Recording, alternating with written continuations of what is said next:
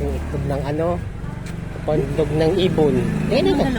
Ako na, lagay mo dito. Ito pang itlog ng ibon. Parang ano lang po, ayan o. Kakulay po ng betlog. O, yun o. Oo. Dalang itlog po ng ibon. Sayang, kanina sisiw yan o.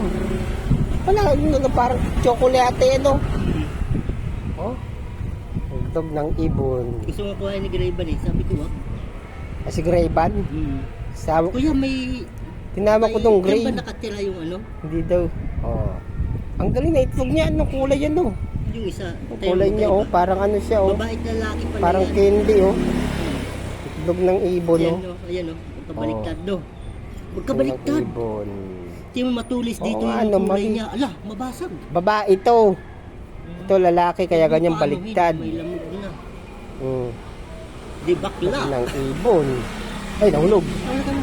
Oh, parang itlog lang ng tao. Ayan, babalik na. Babalik na dun. Ayan. Binalik na yung itlog ng ibon.